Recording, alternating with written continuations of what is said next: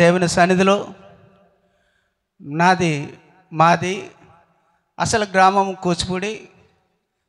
అయితే నేను కోదాటిలో ఉంటూ దేవుని పరిచర్య చేసుకుంటూ దేవుని నామాన్ని మహింపరచుటకు దేవుడు ఏర్పాటు చేసుకున్నాడు. ప్రియులారా, ఒక్క మాట, ఎందుకంటే నేను పియూసి అంటే 72వ సంవత్సరంలో పియూసి చదువుతున్నప్పుడు దేవుడు సేవకు రమ్మని పిలిస్తే నేనేమన్నానంటే, ఈ వయసులో సేవకు వచ్చి జీవితం అంతా పాడు చేసుకోవాలన్నా,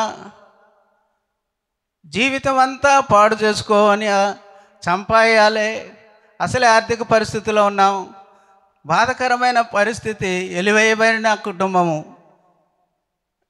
అంటే వెలివేయటువంటి మా కుటుంబం కాదు, కానీ మా జాతి వెలివేయబడిన కుటుంబం, బహుదీనమైన కుటుంబం. ఆ స్థితిలో దేవుడు ప్రేమించి ఉద్యోగం ఇస్తే ఉద్యోగం కూడా తీసేయాలని, ఆ ఉద్యోగం రాకముందు నాకు 2 ఆడపిల్లలు. దానివల్ల నేను సేవకు రాలేదండి. కానీ దేవుడు ఎంత కృప కలిగిన దేవుడు అండి. ఎన్ని కృతజ్ఞతలు చెల్లించిన చల్లని మహాదేవుడు. ఆదిలో ఆదాముతో మాట్లాడిన దేవాతి దేవుడు ఇప్పుడు క్రీస్తు ద్వారా మనతో మాట్లాడుచున్నాడు. కనుక మనం ఇప్పుడే సాక్ష్యం విన్నాం, నతానేలు గారు చక్కని సాక్ష్యం చెప్పాడు. కనుక మాది పెనియల్ బాప్టిస్ట్ ప్రార్థనా సహవాసం. నేను కూడా 1982వ సంవత్సరం నుండి సువార్త సేవ చేయడం జరిగింది, కానీ సంఘ సేవకునిగానే రాలేదు. సువార్త సేవ చేస్తూ సేవకుని సహాయం వెళ్ళుచు ఉద్యోగం చేస్తూ రాత్రి 1 గంట దాకా కూడా సేవకుని వెంబడి తిరిగి ఊర్లోనే తిరిగాము. మొట్టమొదటిగా మాది సిఎస్ఐ సంఘంలో క్రిస్మస్ ఒక్కరోజే జరిపేది, రాత్రులంతా తిరిగి అన్ని గ్రామాలు, దాదాపు 18 గ్రామాలు ఉండేవి. ఇవన్నీ తిరిగి వచ్చి ఇంటికి వచ్చి తెల్లారుదాం 4ంటికి వచ్చి మళ్ళీ డ్యూటీకి వచ్చి, కనుక ఇలాంటి స్థితిలో కూడా దేవుడు మరి నడిపించాడు. సరే, ఇప్పుడైతే చిన్న పరిచర్య, అదే పరిచర్య చేసుకుంటూ 2005వ సంవత్సరం నుండి ఫుల్ టైమ్గా, అంటే ప్రభువుకి సమర్పించుకుంటూ దేవుని పరిచర్య చేయటూ సంఘంలో సేవ చేసుకుంటూ కుసుమారిగూడెంలో, సూర్యాపేట దగ్గర కుసుమారిగూడెంలో పరిచర్య ప్రారంభం చేశాను. ఒక ముసలమ్మ వచ్చేది, చర్చి ఉంది, ఒక ఆయన టీచర్ గారు కట్టాడు. అన్న, నువ్వు ఈ చర్చి నడిపించు, నువ్వు సేవలో వెళ్తున్నావు అంటే వెళ్ళాను. ఒక ముసలమ్మ వచ్చేది, నేను బండి వేసుకొని వెళ్తుంటే నాకు ఎదురుగా వచ్చేది, అయ్యా వందనాలు అనేది. అమ్మ, నువ్వు నువ్వు ఒక్కదానివే కదా, మరి చర్చికి వచ్చేది ఎవరంటే, నేను ఇప్పుడే పాలు అమ్ముకొని వచ్చేదని. ఆమె వచ్చిందాక మోకరించి కూర్చొని ప్రార్థన చేసి వచ్చినాక ఆమెకు వాక్యం చెప్పి వచ్చిన. ఇలాంటి స్థితిలో దేవుడు అయినా కూడా కనికరించి నడిపిస్తూనే ఉన్నాడు. చివరికి 2005 నుంచి 2010లో నేను రిటైర్మెంట్ అయ్యాను. 2010లో కూడా ఈ 5 సంవత్సరాలు నేను దేవుని ప్రార్థన చేసింది ఏంటంటే, 2010 అయినాక నేను పూర్తి సేవ సంఘంలో నేను ప్రత్యేకంగా సేవ చేస్తాను అని దేవుని సన్నిధిలో ప్రార్థన చేసుకుంటూ దేవుని నామాన్ని మహింపరచుకుంటూ నడుచుకుంటూ ఉన్నాను. చివరికి కోదాడు వచ్చి ఇల్లు కట్టుకొని, కోదాటిలో ఎవరు లేరు, అంటే మా బంధువులందరూ ఉన్నారు, అందరూ ఎంప్లాయీసే. వీళ్ళని చూసి నేను సంఘం ఓపెన్ చేశాను. ఫస్ట్ సంవత్సరం వచ్చారు, 2వ సంవత్సరం ఎవరు సంఘాలకు వాళ్ళు వెళ్ళిపోయారు, మళ్ళీ ఎవరు లేరు. అయినా కూడా దేవుని దయను బట్టి మరి స్వచ్ఛత గారు మా సంఘానికి నడిపింపబడ్డారు. స్వచ్ఛత గారు రక్షణ పొందుకున్నాక ప్రార్థన చేశాం. అద్భుతమైన మరి కె నతానేలు గారి వంశస్థుడు నాని అంబేద్కర్ ఆ ఇంటికి అల్లుడిగా వచ్చాడు. ఎంత చక్కగా పరిచర్యలో మరి అంబేద్కర్ సహాయం చేస్తూ చక్కని పాటలు పాడుతుంటాడు. నేను అంబేద్కర్ ఒక్కడే పాడతాడు అనుకున్నా, ఇక్కడికి వస్తే వాళ్ళకి అందరూ గాయకులే. సేవకుడే గాయకుడు, అందరూ గాయకులు. చక్కని రాగం ఉందండి. దేవుడు ఎంత గొప్ప వరం ఇచ్చాడు. నాకు లేదు, నేను పాడలేను. కనుక మిమ్మల్ని బట్టి దేవునికి వందనాలు చెల్లిస్తున్నాను. దేవునికి కృతజ్ఞతాస్తుతులు. అయితే మరి నాని అంబేద్కర్ ఏం చేశాడంటే, పోయిన ఫస్ట్ వీక్లో చర్చిలోకి వచ్చాడు, వాక్యం చెప్తుంటే విన్నాడు, వెళ్ళిపోయాడు. నెక్స్ట్ వీక్లో ఫోన్ చేసి, అయ్యగారు మీరు మా చర్చికి మా పెదనాన్నగారు చక్కని సేవ చేస్తాడు, ఆయన సాక్ష్యం అంతా నాకు చెప్పిండు. ఆ సాక్ష్యం వినడానికి నాకు భయమైంది. అంత మహానుభావుడు, ఉద్యోగాన్ని వదులుకొని, నేను ఉద్యోగం వదులుకోకుండా 3 ఆడపిల్లలు పెళ్ళిళ్ళు చేసి పూర్తయిన తర్వాత సేవకు వస్తే, అలాంటి వ్యక్తిని మరి 42 సంవత్సరాల నుండి పరిచర్య చేస్తూ ఉద్యోగం వదులుకొని ఏమి ఆధారం లేకున్నా, ఒక్కోసారి పాపం ఏం లేదంట, పాస్టర్ గారు పనికి పోయి, అంగన్వాడీ టీచర్ ఏం చేస్తా, పనికి పోయి తీసుకొస్తే వాళ్ళ 4 పిల్లలు తిన్నట్టుగా బాధతో చెప్పాడు. నాని అంబేద్కర్ ఒక్కోసారి ఏడుస్తాడు. ఎందుకంటే అంత చక్కని సేవకుని దగ్గర పోయి వారి ఎదుట నిలబడి నేను చెప్పటం అంటే నా వల్ల కాదయ్యా, నేను రాలేలే అన్న. అందులో అంత దూరం వచ్చి, వయసులో వచ్చి నేను వాళ్ళకి నేనేం చెప్తాను. అయ్యగారు అంత చక్కగా దేవుని వాక్యం నడిపించాడు, పాటలు రాశాడు. తర్వాత ఇక్కడికి వచ్చినాక ప్రసంగాలు కూడా రాశాడని చెప్తున్నారు. అంతకుముందు నాని పాటలు రాశాడని చెప్పాడు. ఆ పాటలు నా దగ్గర కూడా చాలాసార్లు పాడమని. కనుక ఇలాంటి స్థితిలో నేను రాలేను అయ్యా అని అన్న తర్వాత మళ్ళీ మా పాస్టర్ గారు ఏముందంటే, దేవుడు ఏర్పాటేమో, ఒకవేళ నడిపిస్తే నడిపే రాదా, పోయి నీ సమయం పోయింది, దేవుడు ఏర్పాటు చేసింది, నీకు దేవుడు ఇచ్చింది, నువ్వు చెప్పు రాదా అని మా పాస్టర్ గారు చెప్తే, మళ్ళీ అమ్మటే నానికి ఫోన్ చేసి, అయ్యా మీ పెదనాన్నగారికి చెప్పావా పాస్టర్ గారికి అంటే, చెప్పలేదయ్యా, ఇంకొంచెం పోయి చెప్తానని అన్నాడు. సరే వస్తాలే అని చెప్పుకున్నా. అన్నకాడి నుంచి నాకు ఒకటే బాధ, అంత దూరం పోయి నేనేం చెప్పాలి అని ప్రార్థన చేసుకుంటూ మోకరించినాను. చాలా ప్రసంగాలు ఉన్నాయి. మరి ఇక్కడ ఎదిగిన సంఘానికి నేనేం చెప్పాలి, ఏం చెయ్యాలి అని అంటే, మరి నతానేలు గారు నాతోని ముందుగానే ఆ ప్రసంగాన్ని చెప్పించాడు, మీ అందరికీ చెప్పాడు. ఎందుకంటే దేవుడు మాట్లాడాడు, అనాదిలో దేవుడు మాట్లాడాడు, ఇప్పుడు యేసుక్రీస్తు ద్వారా మనతో మాట్లాడుతున్నాడు. దేవుడు మనకి చక్కని వాగ్దానం ఇచ్చాడండి. దేవుని వాగ్దానం ఏంటంటే, మనము దేవుని ఇల్లు. హెబ్రీ పత్రిక 3వ అధ్యాయం 6వ వచనం చదవద్దులేండి ఇప్పుడు, తర్వాత నేను చెప్పినాక మీరు చదువుదురు. కానీ తర్వాత రెండోది, మనము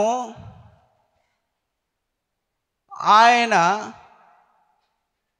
మీతో కూడా ఆత్మ మూలంగా ఉండును, దేవుని నివాస స్థలమై ఉందురు, కట్టబడుచుందురు అని ఎఫెసీ పత్రికలకు 2వ అధ్యాయము 22వ వచనంలో రాయబడింది. మనము జీవము గల దేవుని ఆలయమై ఉన్నామని 2 కొరింథీ 6:18లో రాయబడింది. తర్వాత దేవుడు మనలో నివసించవలనని, నేను వారి దేవుడినై ఉందునని 2 కొరింథీ 6:18లో వ్రాయబడింది. ఇది వాగ్దానం. 7వ అధ్యాయం ఈ దినమన వాక్య ధ్యానాంశం ఏంటంటే, 7వ అధ్యాయము 1వ వచనమును జ్ఞాపకం చేసుకుందా అండి. ఎందుకంటే ఈ వాగ్దానాలు దేవుడు మనకు అనుగ్రహించాడు. మనము దేవుని ఇల్లు, మనము దేవుడు మనలో నివాసం చేయటానికి ఆయన నిర్మాణం చేసుకున్నాడు. మనము దేవుని యొక్క ఆత్మ మనలో సంచరిస్తుంది. దేవుడు మనలను క్రీస్తు ఎదుట నిలబెట్టుటకు దేవుడు పరిశుద్ధాత్మ చేత మన శరీరమునకు కలిగిన కల్మషమంతా కడిగి దేవుని నామాన్ని మహింపరుచుకుంటున్నాడని ఇప్పుడు చదవండి. కొరింథీయులకు రాసిన పత్రిక 6వ అధ్యాయము 1వ వచనం చదవండి. అమ్మా, దేవుని భయముతో పరిశుద్ధతను సంపూర్ణము చేసుకుందము. చాలమ్మా. దేవుని భయము, దేవుని భయముతోనూ పరిశుద్ధాత్మతోనూ సంపూర్ణంగా చేసుకోవాలి. ఎందుకు? మనము దేవుని ఇల్లై ఉన్నాము. దేవుడు మనలో నివాసం చేయాలని ఆశపడుతున్నాడు. ఆయన నివాస స్థలముగా ఏర్పాటు చేసుకుంటున్నాడు. ఆయనకు మందిరమై ఉన్నాము కనుక ఈ గొప్ప నిబంధన మనకు దేవుడు ఏర్పాటు చేశాడు. దేవుని యొక్క ఏర్పాటును బట్టి, పవిత్రమైన ప్రేమను బట్టి దేవుడు చెప్పిన మాట ఏంటంటే, నేను రోగుల కోసమే వచ్చాను కానీ ఆరోగ్యవంతులకు రాలేదన్నాడు. కనుక పాపులను రక్షించుటకు దేవుడు ఈ లోకానికి వచ్చి ఉన్నాడు. పాపి అయిన మనల్ని, పాపినైన నన్ను రక్షించుటకు ప్రభు అయిన యేసు క్రీస్తు ఈ లోకములకు వచ్చి మాట్లాడుతున్నాడు. నువ్వు దేవుడి ఇల్లువయ్యా, నేను నీలో నివాసం చేయాలయ్యా, నీవు నా మందిరానివయ్యా. తర్వాత ఇంతవరకే కాదు, క్రీస్తు యేసులో ఎదుట మన శరీరమునకు కలిగిన సమస్త కల్మసమును కడిగి ప్రభు అయిన యేసు క్రీస్తు ఎదుట నిలబెట్టుతాను అని చెప్తున్నాడు ప్రభు పరిశుద్ధాత్మదేవ. కనుక ఈ సమయంలో ఈ కొరింథీయులకు రాసిన పత్రిక 2వ అధ్యాయం 6వ వచనం 7వ వచనం 1లో మనము అది దేవుని భయముతో పరిశుద్ధాత్మతో సంపూర్ణం. దేవుని భయము ఉంటే, దేవుని యొక్క భయము ఉంటే మనం ఏం చేస్తాం? ఇందాక సహోదరి ఒక సాక్ష్యం చెప్పింది, నేను చచ్చిపోతానేమో అని భయంతో ఏడ్చుకుంటూ ఉన్నది, భయము చేత. తర్వాత మన పాస్టర్ గారు కూడా అదే సాక్ష్యం చెప్పాడు, నేను చచ్చిపోతున్న తమ్ముడు నన్ను తీసిపోయిన భయముతో వణుకుచూ దేవుని సన్నిధిని వెతకలేని పరిస్థితుల్లో ఉన్న వ్యక్తికి దేవుడు ఆదరించి దేవుని యొక్క సన్నిధిలోకి నడిపించటానికి దేవుడు జ్ఞానము మనకు అనుగ్రహిస్తున్నాడు. కనుక దేవుని యొక్క జ్ఞానము చేత మనలను దేవుని సన్నిధిలోకి నడిపించటానికి దేవాతి దేవుడు మనలను ఆయన సన్నిధిలో నిర్మాణం చేస్తున్నాడని మరొకసారి జ్ఞాపకం చేస్తుందని. కనుక మనము దేవుని సన్నిధిలో ఎలా జీవించాలి? ఎందుకంటే దేవుడు మనలను భయము చేత దేవుని యొక్క పరిశుద్ధ సన్నిధిలోకి నడిపించటానికి నీకు మరొక సాదృశ్యము తెలియపరుస్తున్నాను. కనుక ప్రియ దేవుని బిడ్డారా, ఆది కాండములో 22వ అధ్యాయంలో 12వ వచనం, ఆది కాండము 22వ అధ్యాయము 12వ వచనములో మన అందరికీ తెలుసు, అప్పుడు ఆయన ఆ కుమారుని మీద చెయ్యి వెయ్యకము, అతనిని ఏమీ చెయ్యకము, నీకు ఒక్కడై ఉన్న నీ కుమారుణ్ణి నాకు వెను తీయలేదు కనుక నీవు దేవునికి భయము పడుచున్నావు. హల్లెలూయా, హల్లెలూయా. దేవునికి భయపడుచున్నావు కనుక నీకు ఒక్కడై ఉన్న కుమారుణ్ణి వీయటానికి వెనక తీయలేదు అని దేవుని యొక్క దూత సెలవిస్తుందండి. భయముతో ఒక పక్క కుమారుడు, ఏకైక కుమారుడు, ప్రభు అయిన దేవుడు నీ కుమారుని నాకు బలి అర్పించమని అడిగినప్పుడు ఈ ఒక్క మాట కూడా ఎదురు చెప్పక తన దాసులను తీసుకొని, గాడిదలను తీసుకొని, కట్టెలు నొప్పు తీసుకొని వెళ్ళిపోచు ప్రయాణమవుతూ ఆ పర్వతం దగ్గరికి వెళ్ళిన తర్వాత ఆ దాసులను అక్కడ ఉంచి కుమారుని తీసుకొని వెళ్తున్నప్పుడు కుమారుడు, నానా కట్టెలున్నాయి, నొప్పి ఉన్నాయి, బలికి గొర్రెపిల్ల ఏదని అడిగినప్పుడు దేవుడే చూసుకుంటాడని చదివించాడు. ఎంత ధైర్యం అండి!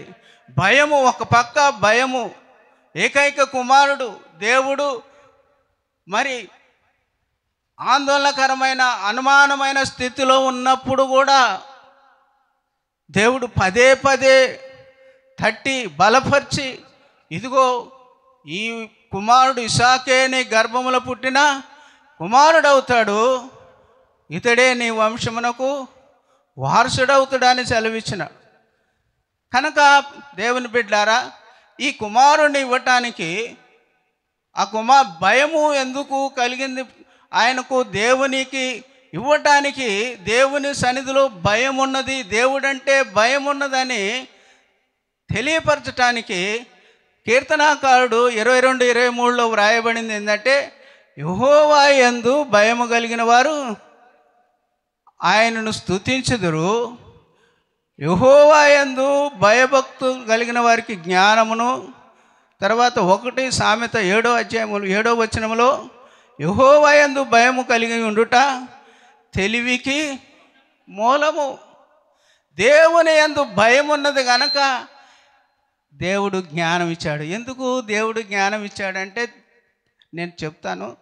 ఆదికాండంలో 15వ అధ్యాయంలో దేవుడు ప్రత్యక్షమై, నేను నీకు కుమారుణ్ణి ఇస్తాను, ఆ కుమారుణ్ణి బహుగా ఆశీర్వదిస్తాను. కుమారుడు ఇవ్వలే కానీ బహుగా ఆశీర్వదిస్తాను. చూడు, సూర్యచంద్ర నక్షత్రాలను చూపించి లెక్క పెట్టమన్నాడు. ఇసుకరేణుల కంటే సంతానం ఎక్కువ ఇస్తున్నాడు. అంతేకాక నీ సంతానము ఐగుప్తులోకి పోయి బానిస అయినాక 400 సంవత్సరాలు అక్కడుండి మళ్ళీ నేను తీసుకొచ్చి ఈ స్థలంలోనే ఉంచుతానంటే ఎవరికైనా అనుమానం వస్తుంది. కుమారుడు లేడు. అంతకుముందు 12 అధ్యాయాలు చెప్పాడు, 13 అధ్యాయాలు చెప్పాడు, 14 అధ్యాయాలు, 15 అధ్యాయంలోకి వస్తే వాళ్ళకి మళ్ళీ చెప్తుంటే అప్పుడు అబ్రహాం గారు అన్నాడు, ఇది ఎలా జరుగుద్దయ్యా అన్నాడు. అనుమానం వచ్చింది. దేవుడు ఫస్టే ఆశీర్వదించాడు, నీ సంతానాన్ని ఆశీర్వదిస్తాను, నువ్వు ఎవరినైతే దీవిస్తావో నేను దీవిస్తానని చెప్పిన దేవాతి దేవుని వాగ్దానము విన్నాక, దేవుని నమ్మినాక, అతడు నీతిమంతుడిగా మార్చబడిన తర్వాత అనుమానం వచ్చింది. అప్పుడు దేవుడు చెప్పింది ఏంటంటే,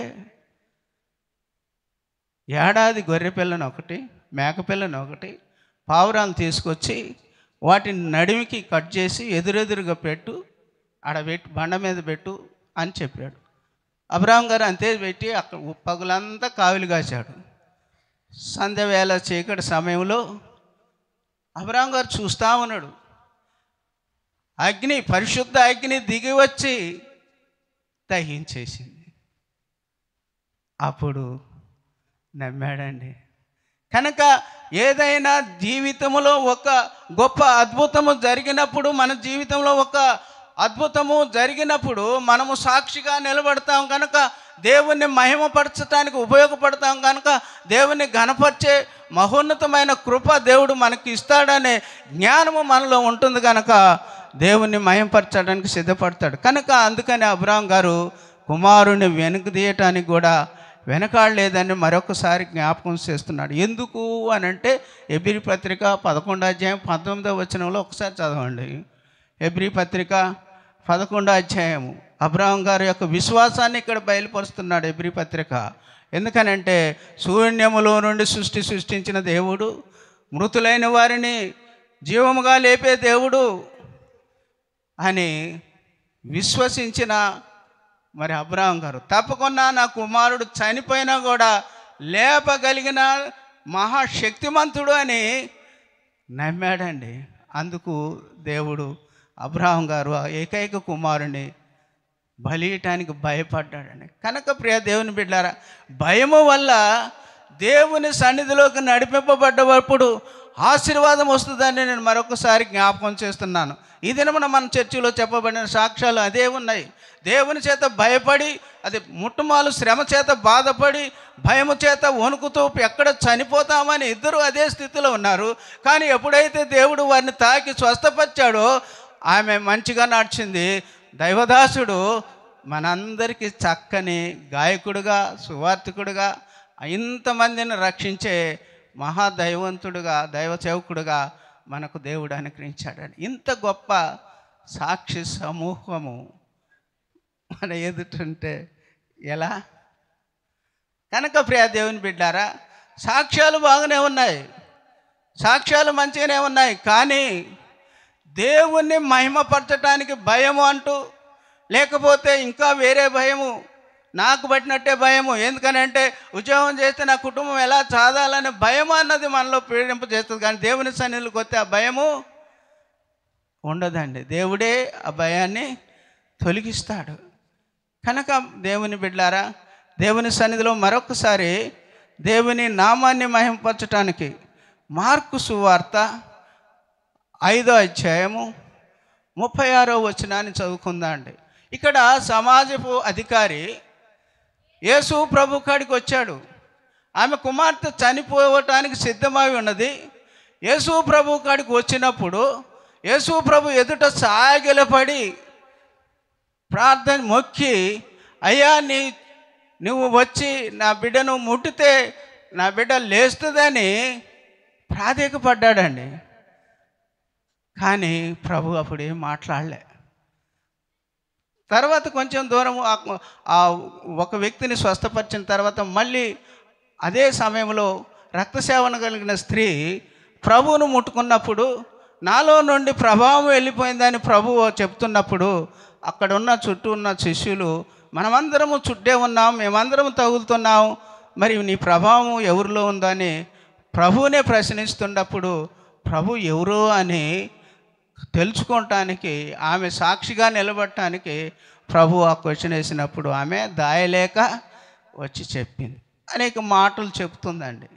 ఇక్కడేమో కుమార్తె చచ్చిపోయే పరిస్థితిలో ఉంది, చాగిలపడి మొక్కాడు. యేసు ప్రభు అంతకుముందు అద్భుతాలు చేస్తున్నాడు, చూస్తూనే ఉండు. కానీ ఇక్కడికి వస్తే వాళ్ళకే ఏమి సాక్ష్యం వింటే వాళ్ళకే 18 సంవత్సరాల నుంచి పీడింపబడుచున్న బాధకరమైన పరిస్థితుల్లో దేవుని యొక్క వస్త్ర చెంగు ముట్టంగలోనే స్వస్థపరచబడిందని ఆ బిడ్డ చెబుతున్నప్పుడు ఈ సమాజపు అధికారి వింటున్నాడు. ఎందుకు దేవుడు ఎందుకు ఇతనిని లేట్ చేశాడంటే, ఇతను ఎమ్మటే అక్కడికి వెళ్తానంటే అపనమ్మకం ఉంటుంది. కనుక విశ్వాసము అతనిలో బలపరచబడటానికి, విశ్వాసము అతనిలో ఇంకా స్థిరంగా నిలబడటానికి మరి ప్రభు ఇంకా అక్కడ కొంచెం మాట్లాడుతున్నప్పుడు ఇంటికాడి నుంచి మనుషులు వచ్చేసారు. అయ్యా దైవదాసుని ఎందుకు ఇబ్బంది పెడతావు? ఆ దైవదాసుని ఇంకెందుకు ఇబ్బంది పెడతావు? నీ కుమార్తె చనిపోయింది అన్నారు. మనమైతే ఉంటాం, వచ్చింది ఎందుకు? ఆ బిడ్డను బతికించాలి. నా దేవుడు ప్రభువు అయిన యేసుక్రీస్తు అన్ని అద్భుతాలు చేస్తున్నాడు కనుక రక్షిస్తాడన్న విశ్వాసం చొప్పున యేసు ప్రభు కాడికి వచ్చాడండి. కానీ బిడ్డ చనిపోయిందని వార్త వచ్చిన తర్వాత కదలేదండి. ప్రభు అన్నాడు, విశ్వాసం ఉంచు అన్నాడు, విశ్వాసం ఉంచు అన్నాడు. కనుక ప్రియ దేవుని బిడ్డలారా, దేవుని సన్నిధిలో ప్రభు వచ్చిందాకా ప్రభు వెమ్మటే ఉన్నాడండి. మనం చాలామంది ఆలోచన చేస్తాం, బాధ వచ్చినప్పుడు నా బాధ తీసేయ అని ప్రార్థన చేస్తుంటాం. మా ఇబ్బంది తీసేయని బాధపడతాం. అందరికీ బాధలు వస్తూనే ఉంటాయి, చాలా ఇబ్బందులు వస్తూనే ఉంటాయి. రీసెంట్లో నెల చివరి మా మిసెస్ గారికి వైరల్ ఫీవర్ వచ్చింది. అంతకుముందే హార్ట్ పేషెంటు, పేస్ మేకర్ వేయించాను. ఆమె కొద్దిగా అనారోగ్య స్థితి వస్తే చాలా నీరసం అయిపోద్ది. ఆమె దేవుని సన్నిధిలో కోరుకుందంటే 15 సంవత్సరాలు నాకు అవసరయ్యా అని కోరుకుందంట. మొన్నటితో పోయిన నెలతో 15 సంవత్సరాలు అయిపోయినాయి. నాతోనే ఏం చెప్పిందంటే, ఒక దైవదాసుడు మన ఇంటి ముందుకు కారు వేసుకొని వచ్చాడు, కానీ లోనికి రావట్లేదు, నా పరిస్థితి కూడా ఆగమం ఉంది, నేను బహు నీరసంగా ఉన్నాను, అన్నం తినలేకపోతున్నాను, నీళ్ళు కూడా అంత పోవట్లేదు కదా, నీకు తెలుసు కదంటే, నేను దేవుని సన్నిధిలో నేను ఒక్కటే మొరపెట్టుకుంటున్నా. నా ఆశ, నా ఆలోచన, దేవుడు ఇద్దరం ఉండాలి. ఇద్దరం ఉండాలి. నేను అనేది ఏంటంటే, నేను ఒంటరిగుంటే నేను సేవ చేయను, నేను చేయను. నాకు చాలు, ఇప్పటి వరకు నాకు రక్షణ వచ్చింది. నేను దేవుని సన్నిధిలో ఎదుగుతున్నాను, దేవుని నామాన్ని మహిమపరుస్తున్నాను, అనేకుల రక్షణలోకి వచ్చి నడిపించాను. కనుక దేవుని సన్నిధిలో మొరపెట్టుకుంటున్నాను. ఎందుకనంటే ఒక వడ్రామె తన కుమారుడు పిచ్చి మెంటలుగా ఉంటే చనిపోతాడు.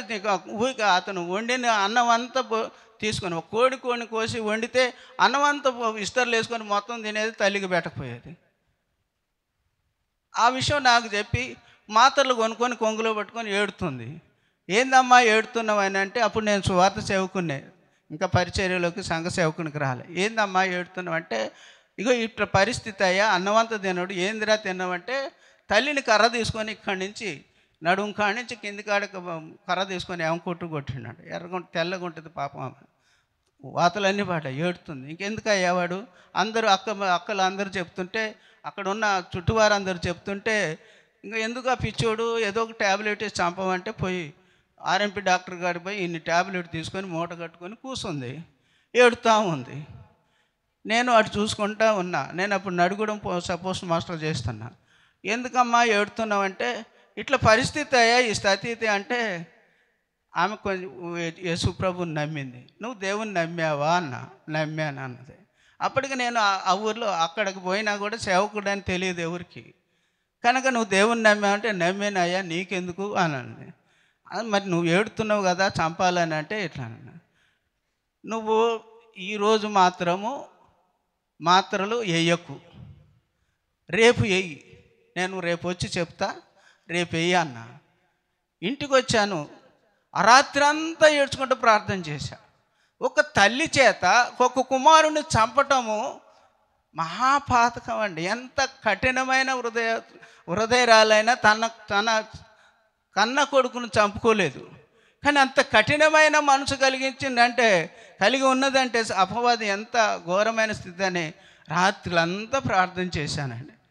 ప్రార్థన చేస్తే మళ్ళీ ఉదయం కాలం నేను బొంగలోనే మంచిగా అయ్యారు.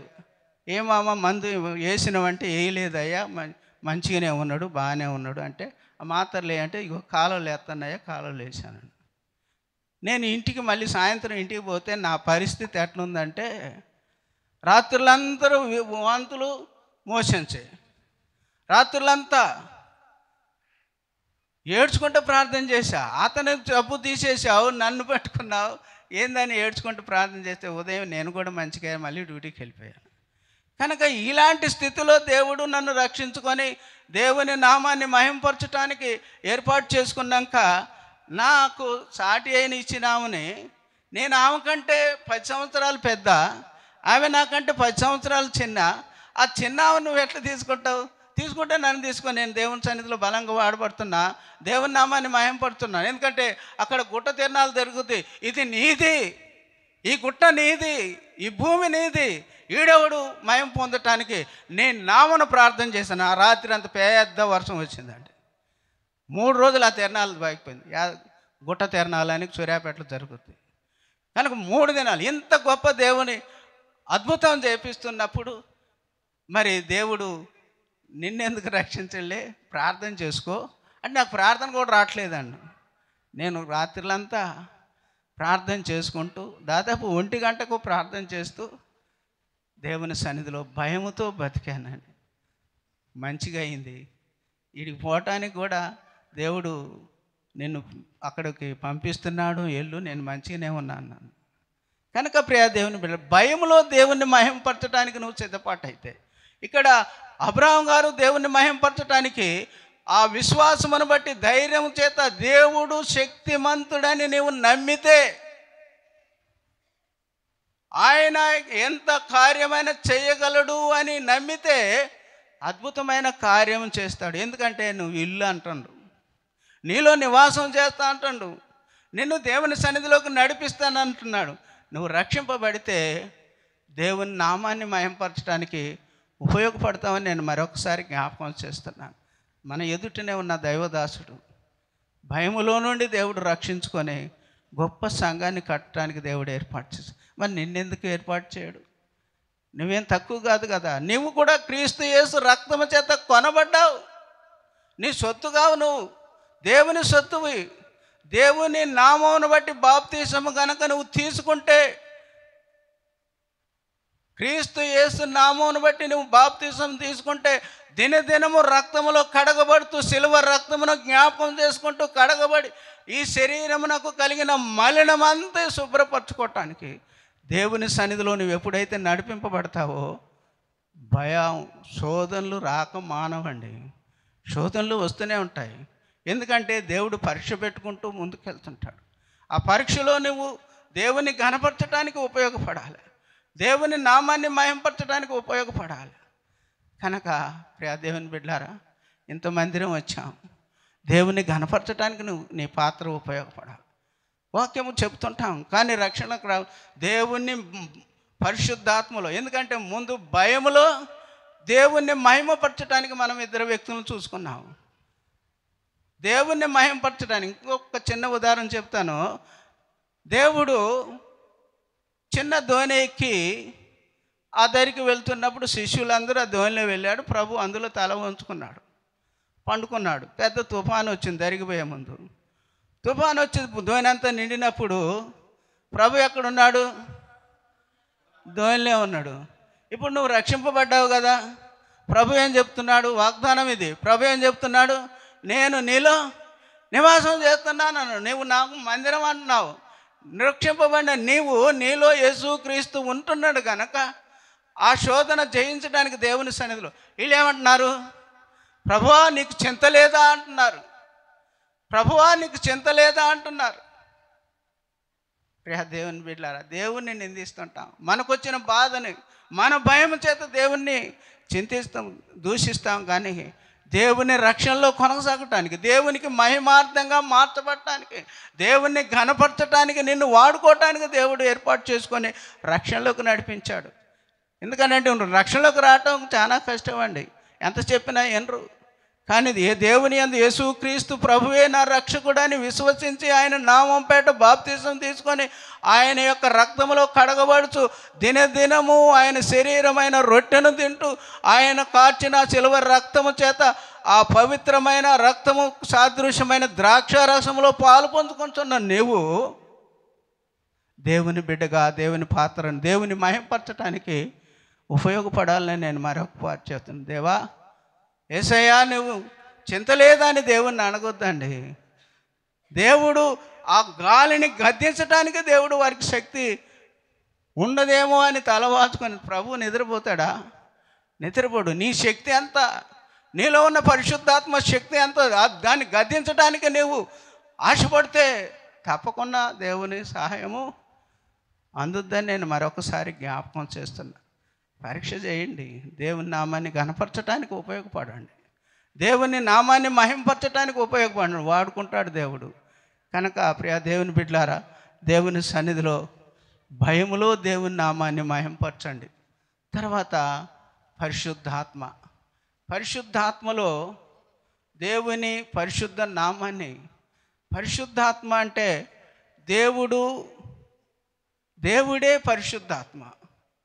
ప్రభు అయిన యేసుక్రీస్తు చెప్పిన మాట ఏంటంటే, నేను వెళ్ళి మీకు ఒక ఆదరణకర్తను పంపిస్తానన్నాడు. ఆదరణకర్తే పరిశుద్ధాత్మ. శిష్యులందరూ 40 దినాలండి, మనలాంటి వాళ్ళేనేమో పాపం, 40 దినాలు శిష్యులకి మీరు దేవుని సన్నిధిలో కనిపెట్టుకోండి. దేవుడు వాగ్దానం చేసిన పరిశుద్ధాత్మ వచ్చు వరకు దేవుని సన్నిధిలో కనిపెట్టుకోమని ప్రభు పునరుద్ధారుడై లేచిన తర్వాత ఎన్ని రోజులు చెప్పాడండి? 40 రోజులు చెప్పాడండి. మోకరించి ప్రార్థన చేసింది ఎన్ని రోజులు? మోకరించి ప్రార్థన చేసింది సంఘం అంతా. అక్కడ 120 మంది, మనకాడ ఎంతమంది ఉన్నారు? దాదాపు 600 దాకా ఉండొచ్చు. మరి సంఘం ఎంతో 300, 400 ఉండొచ్చు. అక్కడ దాదాపు 120 మంది ఆ మోకరించి ప్రార్థన చేశాడు. వాగ్దానం చేసిన దేవుడు నమ్మదగిన వాడే కదా, నమ్మదగిన వాడనే నమ్మినవు కదా, నమ్మికుంచావు కదా. దేవుని నామాన్ని మహిమపరచటానికి, దేవుని యొక్క వాగ్దానాన్ని నువ్వు పొందుకోవటానికి, దేవుడిచ్చిన వాగ్దానాన్ని నువ్వు స్వాతంత్రించుకోవటానికి ప్రయాసపడితే దేవుని నామాన్ని మహింపరచాలని నేను మరొకసారి జ్ఞాపకం చేస్తున్నాను. కనుక ప్రియ దేవుని బిడ్డారా, దేవుని యొక్క మహిమార్థమై కొంతమంది బాప్తీసం తీసుకుంటారు, ప్రభల్లో ఉంటారు, చక్కని పాటలు పాడతారు, వాక్యం కూడా నాలుగనే ఎగిరెగిరి చెప్తుంటారు. కానీ ప్రయోజనం ఏముంది? ప్రతి పరిస్థితుల్లో తప్పుకుంటారు. దానియేలు గారు 1వ అధ్యాయం 8వ వచనంలో చూస్తే, దానియేలు గారు బానిసగా తీసుకొచ్చినప్పుడు ఏగే అనే నపుంసకుడు ఆ రాజు యొక్క పానము, రాజు యొక్క ఆహారాన్ని ఆ షడ్రకు మెషకులకు అబేద్నెగోకు ఇచ్చి తినవన్నప్పుడు దానియేలు చెప్పింది ఏంటంటే, ఈ అపవిత్రతను చేయలేమండి. ఎందుకంటే రాజు ఇచ్చే భోజనం మటన్ ఉంటుంది, తర్వాత మందు ఉంటుంది, మంచి పుష్టికరమైన ఆహారం ఉంటుంది, బలంగా తినవచ్చు అని కొంతమంది రహస్యం ఉంటుంది. కనుక సామెతల ఏంటంటే, తిండిపోతులు పరలోక రాజ్యానికి వారసులు గారు. కనుక ప్రియ దేవుని బిడ్డారా, నేను మనం చేసేది ఏంటంటే, నాకు ఇప్పటికీ 75 సంవత్సరాలే. పోయిన 2 సంవత్సరాలు ఒక్క పూట భోజనం చేసే ఉన్నాను. ఆ ఒక్క పూట ఉన్నప్పుడే నేను సంతోషంగా ఉన్నా. ఇప్పుడు అదే చాలా ఆనందంగా ఉంటా. కానీ 3 పూటలు భోజనం చేసినప్పుడు ఆయాసంగానే ఉంటా. ఊరికి నిద్ర వస్తుంటుంది. ప్రార్థన చేసుకోవాలంటే కొద్దిగా ఆయనం చేసుకుందాలనిపిస్తుంది, భయం అవుతుంది. కనుక ప్రియ దేవుని బిడ్డారా, దేవుని సన్నిధిలో దేవుని నామాన్ని మహిమపరచటానికి అపవిత్రమైనది నేను మనవి చేసేది అంటే, మరి నన్ను తిట్టుకోవద్దు, కానీ అధికంగా భోజనం చేయటం కూడా మరి దేవుని సన్నిధిలో అంత మంచిదేం కాదు. ఎందుకంటే ఎందుకు అని అంటే, అధికంగా భోజనం చేస్తే మొట్టమొదటికి వచ్చేది నిద్రే. నిద్రపోతులారా అంటాడు, పోయి నిద్రపోతా అంటాడు. ఎవరిని? యోనాని. కనుక ప్రియ దేవుని బిడ్డలారా, ఎప్పుడైతే ఆ నిద్రపోతుతనంలో ఉన్నప్పుడు ప్రభు చెప్పిన మాట వినవండి. ప్రభు ఏ మాట చెప్పాడు మనందరికీ బాగానే వాక్యం చెప్తుంది, మీరు మెలకుగా ఉండి ప్రార్థన చేయమండు. మరి పుష్టంగా తింటే మెలకుగా ఉండి ప్రార్థన చేస్తామా? చేయం కదా. కనుక అందుకనే ఒక పక్క మార్చుకుంటే మంచిది అనిపిస్తుంది. దేవుని సన్నిధిలో ఎదగాలని, దయచేసి నన్ను క్షమించండి, దేవుని సన్నిధిలో ఎదగాలని, దేవుని నామాన్ని మయంపరచాలని బలం లేకపోతే ఎట్టా అని అంటారు. దేవుడే బలము మనకి, దేవుడే మనకు సహాయం చేస్తాడండి, దేవుడే మనకు బలం అండి. కనుక దేవుని నామాన్ని మహింపరచడానికి అపవిత్రమైనది ఏది చేయకుండా దేవుని నామాన్ని కనపరచాలని నేను మరొకసారి జ్ఞాపకం చేస్తున్నాను. కనుక దేవుని యొక్క మహిమార్థంలో, దేవుని యొక్క పరిశుద్ధ సన్నిధిలో ఒక కొర్నేలు చదువుకుందాండి. కొర్నేలు 10వ అధ్యాయం 44వ వచనంలో, కొర్నేలు దేవుని యందు భయభక్తులే, అన్యుడే, కానీ యూదా ప్రాంతంలో నివాసం చేస్తున్నాడు. కనుక దేవుని యందు, యేసుక్రీస్తుని యందు భయభక్తులు కలిగి ఉన్నాడు, దాన ధర్మాలు చేస్తున్నాడు, ప్రభువునందు ఆసక్తి కలిగి ప్రార్థన చేసే వ్యక్తిగా ఉన్నాడండి. ప్రార్థన చేసే వ్యక్తిగా ఉన్నప్పుడు దేవుని దూత అతనికి ప్రత్యక్షమై, నీ ధర్మకర్మాలు, నీ ప్రార్థన ఆలకించానని దేవదూత చెప్తుంటుంది. చెప్పినప్పుడు ఏం చెప్పింది? పేతురు ఎక్కడుండు? సీమోను ఎప్పేతు దగ్గర సీమోను అని పేతురు ఇంట్లో ఉన్నాడు. కనుక ప్రియ దేవుని బిడ్డలు అతను పిలుచుకోమన్నాడు, పిలుచుకొచ్చుకున్నారు. పిలిచేప్పుడు కొన్నేళ్ళు చేసిన పని ఏంటంటే, తన కుటుంబీకులందరినీ, తన బంధువులందరినీ పిలిపించుకున్నాడండి. ఎందుకు? దేవుని వాక్యము నేను వినాలి, అందరికి వినిపించాలి. మన నతానేలి అయ్యగారులాగా అందరికీ వాక్యం వినిపించాలి, అందరూ రక్షణ పొందుకోవాలి. నేను ఒక్కడే రక్షణ పొందుకుంటే ప్రయోజనం లేదు. రక్షణ పొందుకున్నా నువ్వేం చేస్తానో ఒకసారి ఆలోచించండి. అందరికీ రక్షణ వినిపించాలి, అందరినీ దేవుని సన్నిధిలో బలపరచబడాలి, అందరూ దేవుని నామాన్ని మహింపరచడానికి ఉపయోగపడాలని నేను మరొకసారి జ్ఞాపకం చేస్తున్నాను. కనుక మరి పేతురు వచ్చాడండి. ఇంట్లోకి రాంగ్లోనే దేవుని వాక్యం చెప్తున్నాడు. దేవుని వాక్యము ప్రభు అయిన యేసుక్రీస్తు మనిషి కుమారుడిగా ఈ లోకమునకు వచ్చి తన స్వజనుల చేత అప్పగించబడి సిలువలో నలగొట్టబడి రక్తము చిందించి సిలువలో మరణించి పాతి పెట్టబడి తిరిగి లేచాడని సిలువ ధ్యానము చెప్తున్నప్పుడు, సిలువ రక్తమును గురించి చెప్తున్నప్పుడు అక్కడ కూడి ఉన్న అందరూ పరిశుద్ధాత్మ కుమ్మరింపబడిందండి. ఆశ్చర్యపడ్డాడు. నేను అన్యులకు వాక్యం చెప్పను, అన్యుల ఇంట్లోకే పోను, అన్యుల ఇంట్లో నీళ్ళు తాగనని చాలామంది ఉంటారు. కానీ అది విన్నాక అందరికీ దేవుడు అని సాక్ష్యం చెప్పగలను. కనుక ప్రియ దేవుని బిడ్డలారా, పరిశుద్ధాత్మ దేవుని సన్నిధిలో ఎప్పుడైతే దేవుని వాక్యమును ధ్యానిస్తుంటామో, దేవుని వాక్యము వింటున్నాము, వినుట వలన విశ్వాసము కలుగుద్ది. కనుక వినుట వలన విశ్వాసము కలుగుద్ది. కనుక విశ్వాసమును బట్టి దేవుని ఆత్మ పొందుకుంటారు. లుదీనా వాక్యం వింటున్నప్పుడే ఆత్మ ఆమెలోకి వచ్చేసింది, ఆమెకు రక్షణ కల్పించబడింది. పౌలు గారు వాక్యం చెప్తున్నప్పుడు, ఆమెకు వాక్యము చెప్పబడ్డప్పుడు, వాక్యం విన్నాక ఆమెకు ఒక ఆత్మ ఆమెను తాకినప్పుడు, నేను హరూరాలనా కానా, మీరు మా ఇంటికి వచ్చి ప్రార్థన చేయవని, వాక్యం చెప్పమని బతిలాడుకుంటే లుదీనా ఇంటికి పోయి సౌలు గారు ప్రార్థన చేసి వాక్యం చేశాడు. ఆ ఇల్లు ఏమైందో తెలుసా? లుదీనా సంఘంగా మారిందండి. ఎంత గొప్ప ధన్యురాలండి. దేవుని బిడ్డలారా, దేవుని సన్నిధిలో దేవుని నామాన్ని బట్టి మరొకసారి జ్ఞాపకం చేస్తాను. మరొకసారి నేను వాక్యం చెప్పట్లేదు కానీ, పౌలు గారు, అదే పేతురు గారు, యాకోబు గారు.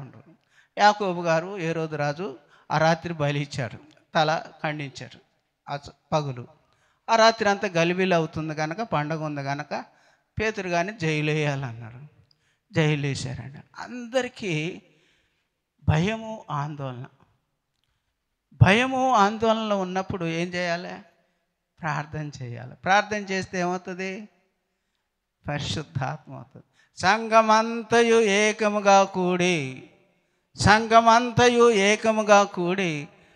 ప్రార్థన చేస్తున్నప్పుడు, అత్యాశక్తితో ప్రార్థన చేసినప్పుడు ఆ జైలు మీద పరిశుద్ధాత్మ కుమ్మరింపబడి ఆ జైలు అంతా ఆ గళ్ళని తెరిపింపబడి ఆ ప్రార్థన చేసే స్థలానికి వచ్చారని. కనుక పరిశుద్ధాత్మ శక్తి పొందుకోవటానికి సంఘం ఉపయోగపడాలి.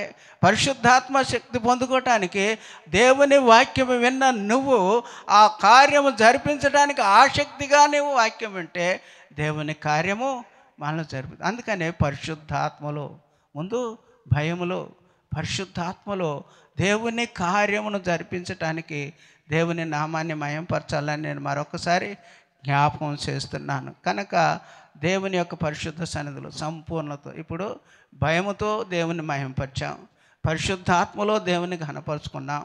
ఇప్పుడు సంపూర్ణతలోకి నడిపింపబడతాం. సంపూర్ణతలోనికి రాకపోతే, ఎందుకనంటే మనం మొట్టమొదటి వాగ్దానాన్ని విన్నాం, నువ్వు ఇల్లు దాన్ని నిర్మాణం చేసుకుంటున్నాను అంటే విశ్వాసంలోకి నడిపించుకుంటున్నాను. తర్వాత నేను వచ్చి దాంట్లో నివాసం చేస్తున్నాను అన్నాడు. తర్వాత ఈ కొరింథీ 6వ అధ్యాయంలోని 18వ వచనంలో నేను వచ్చి అటు ఇటు సంచరిస్తున్నాను, నేను నివాసం చేస్తున్నాను, సంచరిస్తున్నాను అంటాడు. తర్వాత కీర్తనాకారుడు 91లో యెహోవాకు నివాస స్థలముగా చేసుకున్నవారు ధన్యులు అంటాడు. కనుక యెహోవాకు నివాస స్థలముగా ఏర్పాటు చేసుకున్న మనము, దేవుని నామాన్ని మహిమపరచడానికి నివాస స్థలముగా ఏర్పాటు చేసుకున్న నువ్వు నేను దేవుని యొక్క ప్రత్యక్షత కొరకు సంపూర్ణతలోకి నడిపింపబడాలని నేను మరొకసారి జ్ఞాపకం చేస్తున్నాను. ఎందుకనంటే మత్తయి సువార్త 5:48 పరలోకపు తండ్రి పరిపూర్ణుడు గనక మనం కూడా పరిపూర్ణం కావాలి. కొద్ది చాలు అయ్యా, రక్షణ పొందుకున్నాం, ప్రార్థన చేయగలుగుతున్నాం, పాటలు పాడుతున్నాం, ఇంక పరిశుద్ధాత్మ వద్దులే, అది ఎంత తిప్పలు పడాలి, మోకాళ్ళన్నీ అరుగుతాయి, రాత్రులంతా ఏడవాలి, ఒక్కడికి వల్ల కోరిపోతే మళ్ళీ ఏడాను కూడబెట్టుకోవాలి, ఇంత కష్టం ఏడబడతాం అయ్యా, ఇది వాళ్ళని పని. కానీ రక్షణ పొందుకున్నాం చాలు అంటాడు. దీనికి ఒక ఉదాహరణ చెప్తాను, తీయొద్దు కానీ. బుద్ధి లేని కన్యలు, బుద్ధి ఉన్న కన్యలు ఉన్నారు. 10 మంది కన్యకులు, 5 బుద్ధి గలవారు, 5 బుద్ధి లేనివారు. బుద్ధి అందరూ డ్యూటీలు పట్టుకున్నారండి. ప్రభు వస్తాడని ఎక్కడికి వెళ్ళారు? ఇగో అక్కడికి వచ్చారండి, మందిరం కాడికి. ఇక్కడికి ఇందులోకి రావాలి. అక్కడ డోర్ పెట్టిండు అయ్యగారు, అక్కడ డోర్ పెట్టిండు, ఇందులోకి రావాలి. ఆ డోర్ని తొలగి ఆ డోర్ నుంచి యువతలకు రావాలి. ఆ డోర్ ఎప్పుడు తెలుతాడు? అయ్యగారు వస్తేనే ఆ డోర్ తీయబడుతుంది. అందరూ డ్యూటీలు ఎత్తుకొని ఆడ కూర్చున్నారు. అందరూ 10 మంది డ్యూటీలు పట్టుకున్నారు. 10 మంది డ్యూటీలు పట్టుకొని ఉన్నారు. చాలా టైం అయింది, అయ్యగారు కొంచెం లేట్ చేసినట్టుంది. ప్రభు రాలే, లేట్ చేసిన టైం అయిపోతుంది. ఈ లోపల ఈ 5గురు డ్యూటీలు ఆరిపోతున్నాయి. మరి ప్రభు వచ్చేట్టుకుంది. మిగిలిన 5గురికి వాళ్ళే కూడా ఆరిపోయి వస్తున్నాయి. వాళ్ళ దగ్గర ఏమున్నాయి? సిద్ధిలో నూనె ఉంది. కనుక ప్రియా దేవుని బిడ్డలారా, దీన్ని బట్టి మనకేం అర్థం అవుతుంది? దీనికి ఏమవుతుంది? 5గురు 10 మంది డ్యూటీలు ఉన్నాయి. 10 మంది మంచిగా వెలుగుతున్నాయి, బహుగా అందరి సమానంగానే వెలుగుతున్నాయి. కనుక అందరి సమానంగానే వెలుగుతున్నాయి. కానీ ప్రభు రాకడ వచ్చినప్పుడు, ఎత్తబడేప్పుడు అందరం బాగానే ఉంటాం. చర్చిలో మన పక్కన ఉన్న వాళ్ళు వెళ్ళిపోతారు, మనం అన్నీ కూర్చుంటాయి. ఎటుపోయింది మా అమ్మాయి, సారాజ్యం ఎటుబాయ్, మార్తం ఎటుబాయ్, లాజర్ ఎటుబాయ్ అని దోలాడతాం, కానీ ఎత్తపడతారు. కనుక ప్రియ దేవుని బిడ్డలారా, బుద్ధి లేకుండా ఎప్పుడు కూడా జ్ఞానము అంటే మనం ముట్టమాలి భయంతో ఉన్నదాన్ని జ్ఞానం అని చెప్పుకున్నాం కదా. యెహోవా యందు భయభక్తులు కలిగిన వారు జ్ఞానం అన్నాం కదా. దేవుని యందు నువ్వు భయము భక్తి కలిగేది ఎప్పుడైతే దేవుని సన్నిధిలో కొనసాగుతావు. భయము భక్తి అంటే దేవుని వాక్యము ధ్యానించడం అండి. రెండోది ప్రార్థన చేయటమే, దేవుని కొరకు కనిపెట్టడం. ఇదే భయం. ఇది లేకుండా నువ్వు నేను ప్రార్థన చేస్తే పాటలు పడతాను, పాట ఎట్టొస్తుంది ముట్టమాలు నేర్చుకోవాలి. ఒక వ్యక్తి కానీ పాడే పాట ఏ రాగము, ఎక్కడ ఎత్తుతున్నాడు, ఎక్కడ తగ్గిస్తున్నాడు అని దాన్ని క్షుణ్ణంగా గ్రహించి నీ రాగాన్ని ఉపయోగిస్తేనే అది చక్కగా ఉంటుంది కదా. మరి అదే రీతిగా దేవుని సన్నిధిలో ఎదుగుతున్నప్పుడు నువ్వు వాక్యము విన్న వాక్యాన్ని ఇది కరెక్టా కాదని చూసుకుంటూ వాక్యాన్ని చదివి ఈ వాక్యము నా జీవితంలో ఏం జరుగుతుందా అనే వాక్యాన్ని నిర్ధారణ చేసుకున్నప్పుడే, ఆ వాక్యము నీ జీవితంలో ఫలించినప్పుడే, ఆ వాక్యము నీ జీవితంలో ఫలభరితమైనది జరిగినప్పుడే నీ శ్వాసము విస్తరింపబడుతుంది. కనుక ప్రియ దేవుని బిడ్డలారా, మనము దేవుని నామానికి మహిమకరముగా మరి దేవుని సన్నిధిలో సంపూర్ణంగా ఎదగాలని, మన దేవుడు సంపూర్ణుడు గనక మనం కూడా సంపూర్ణంగా ఉండాలని నేను మనం చేస్తున్నాను. అసంపూర్తులకు మధ్యలో పోయినా ఏం మధ్యలో దిగిపోతే ఏం ప్రయోజనం? మధ్యలో రక్షణ లేకుండా పోతే ఏం ప్రయోజనం? విశ్వాసతోనే ఉంటావు. అయ్యా నువ్వు ఎగిరెగిరి చెప్పావు కదా అని నన్ను అంటారు. అయ్యా ఎగిరెగిరి ప్రార్థన చేసావు అని నిన్ను అంటారు. ఎగిరెగిరి పాటలు పాడారు అని నిన్ను అంటారు. కనుక దేవుని నామాన్ని మహింపరచలేని దిగజారుడు తనములు ఉంటే ప్రయోజనం ఉండదండి. కనుక ప్రియ దేవుని బిడ్డలారా, అంతేకాకుండా ప్రభు అన్న మాట ఒక్కసారి జ్ఞాపకం చేస్తున్నాను. ఏందది? నులిగాని ఎచ్చగాని నులివెచ్చని జీవితం ఉంటే చాలా పెద్ద మాట అంటండి. నేను అన్ను నులివెచ్చ జీవితం వద్దంటాడు. రా బయటికి రా, హెచ్చని జీవితానికి రా, చల్లగా వద్దు. ఆరిపోయిన జీవితంలో నుంచే నిన్ను తీసుకొచ్చాడు. ఆరిపోయిన జీవితాన్ని, ఆరిపోయిన లైటుని, ఆరిపోయిన పరిస్థితిని, బాధాకరమైన స్థితిలో నుండి నేను లేపుకొచ్చి ఇంకా నేను అక్కడ చాలే, ఇంతవరకు చాలే, నేను మంచిగా ఆశీర్వదింపబడ్డాను, నాకు మంచిగా అన్నీ ఉన్నాయని అనుకొని అంతవరకు ఆగితే ఇబ్బందికరం కదా. కనుక మరి సిద్ధపాటు అవసరం కదా. సిద్ధపాటు అంటే వాక్యం చదవాలి, వాక్యం వినాలి, చదువు రానోళ్ళు వాక్యం శ్రద్ధగా వినాలి, చదవాలి. చదివిన వాక్యము ప్రార్థన చేసుకుంటూ పరిశుద్ధాత్మను పొందుకోవాలి. వాక్యమే పరిశుద్ధాత్మ, వాక్యమే పరిశుద్ధాత్మ, వాక్యమే దేవుడు.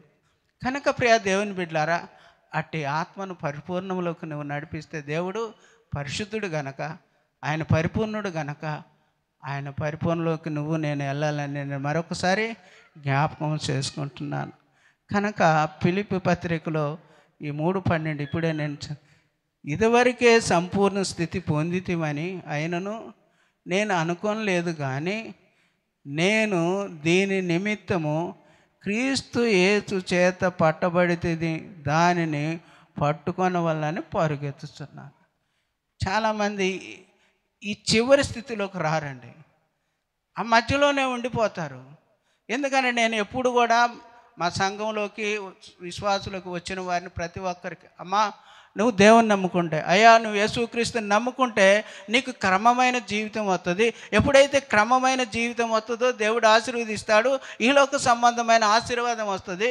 ముఠమాలు మన శరీరం నున్నంగా అవుతుంది, మనకు వస్త్రాలు వస్తాయి, ఆరోగ్య పరిస్థితి వస్తుంది, అన్నీ మనకు సంపూర్తిగా వస్తాయి కనుక మరి ఇవన్నీ ఇస్తాడు. కానీ అంతటితోనే ఆగొద్దు, దేవుని నామాన్ని కనపరచడానికి ఉపయోగపడాలని నేను మనవి చేస్తున్నాను. కనుక ఈ సంపూర్ణ సత్యం ఎందుకనంటే ఇంకా సరిపోయిందిలే అనుకోలేదు పౌలు గారు, ఇంకా సరిపోలేదు.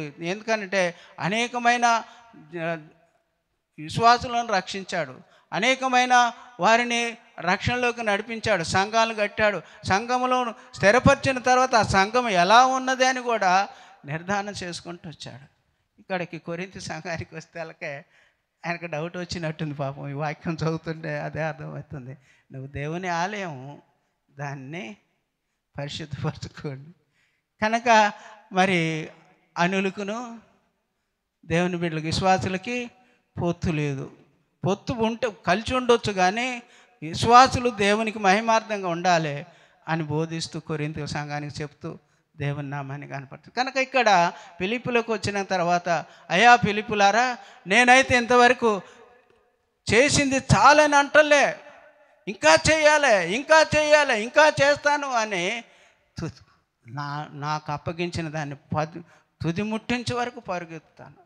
ఆ తుది ముట్టి వరకు నేను పరుగెత్తుకొని దాన్ని సాధించడానికి నేను ప్రయాణం చేస్తానని ఫిలిప్పీ సంఘానికి చెప్పుకున్నాడు. కనుక ప్రియ దేవుని బిడ్డలారా, కొలసీలకు రాసిన పత్రికలో 1:28 వచనాన్ని చూద్దాం. చివరికి ఎందుకనంటే ఆ స్థితిలోకి ఎప్పుడైతే నువ్వు పరుగు పందెంలో దేవుని సంపూర్ణతో నువ్వు నడిపిస్తావో, దేవుని నామాన్ని మహింపరచడానికి పరిశుద్ధతలో నడిపింపబడతావో, సంపూర్ణ స్థితిలోకి నువ్వు ఎప్పుడైతే నడిపింపబడతావో, దేవుడు క్రీస్తు యేసు నామంలో కొలసీ 1:28 ప్రతి మనిషిని క్రీస్తునందు సంపూర్ణునిగా చేసి ఆయన ఎదుట నిలవబెట్టుట వలననే సమస్త విధమైన జ్ఞానముతో ప్రతి మనిషినికి బుద్ధి చెప్పుచు, ప్రతి మనిషిని బోధించుచు ఆయనను ప్రకటిస్తున్నాను. అందు నిమిత్తము నానా బలముగా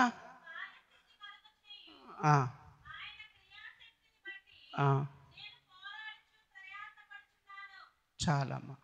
క్రీస్తు యేసులో సంపూర్తి చేసి క్రీస్తు యేసు ఎదుట నిలబెట్టాలని మరి పౌలు గారు ప్రయాసపడుతున్నారు. సంఘ సేవకులు కూడా, సంఘ బిడ్డలందరూ దేవుని సన్నిధిలో పరిశుద్ధపరచబడి మంచి విశ్వాసులై దేవుని యొక్క రాకడ కొరకు సిద్ధపాటై ఆ దేవుని యొక్క రెండో రాకడలో ఎత్తబడే వారుగా గుంపులో ఉండాలని ప్రతి ఒక్కరూ ఆశపడుతుంటారు. కనుక దేవుని నామాన్ని మహింపరచడానికి మరి హల్లెలూయా క్రీస్తు సంఘం వారు సిద్ధపాటు కావాలని మరి ప్రభు దేవుని సన్నిధిలో మరి నతానేలు గారిని గొప్ప కేక వేసి భయముతో ఆయన్ని వాడుకొని అనేకులకు రక్షణగా నిలబెట్టుకున్న దైవదాసునికి వందనాలు చెల్లిస్తూ నాకు ఈ సమయం ఇచ్చిన మరి సంఘ అధ్యక్షుల వారికి, వచ్చిన మీ అందరికీ నా హృదయపూర్వక వందనాలు తెలియపరుస్తూ ఈ వాక్యము దేవుడు దీవించును గాక. ఆమేన్. దేవుని స్తోత్రం. హల్లెలూయా, హల్లెలూయా. వాక్యం ఇచ్చిన అయ్యగారికి ప్రత్యేకమైన వందనాలు తెలియజేస్తున్నాం. దేవుని రీతిలో మనం ఏ విధంగా భయము భక్తితో నడుచుకోవాలి, అదేవిధంగా పరిశుద్ధాత్మతో మనం ఏ విధంగా ఉండాలి అనే యొక్క వాక్యం ద్వారా మనతో మాట్లాడారు. ఇప్పుడు చిన్న కార్యక్రమం 5 నిమిషాల్లో పాస్టర్లు అందరూ కూడా ఒకసారి క్షేమంగా వచ్చినట్లయితే మన స్థానిక దైవజనులు నతనేలు గారికి చిన్న సన్మాన కార్యక్రమం ఉందని తెలియజేస్తున్నారు. కావున బయట ఉన్న దైవ శాఖలందరూ కూడా ఒక 5 నిమిషాలు త్వరగా రావాలి. 5 నిమిషాల్లో ఈ కార్యక్రమం ముగించేసుకుందాం. కాలాతీతమైంది ఏమనుకోవద్దు. వర్షం కూడా లైట్గా పడుతుంది. దయించి గమనించి ఒక 5 నిమిషాలు సహకరించాలని కోరుచున్నాం.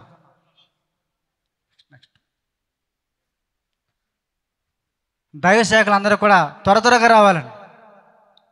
టైం లేదు, త్వర త్వరగా రావాలి.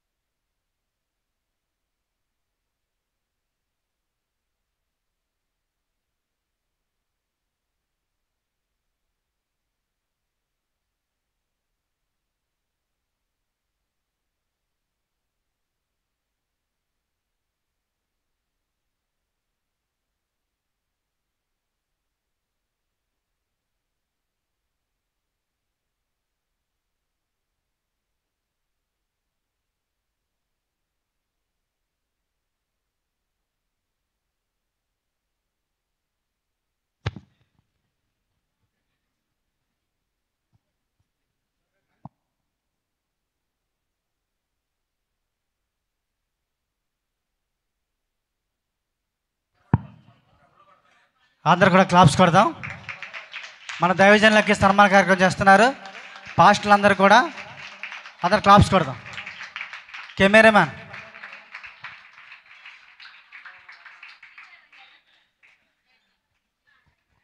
ఓకే, థ్యాంక్స్ అండి. అలాగే స్త్రీలు కూడా ఒకసారి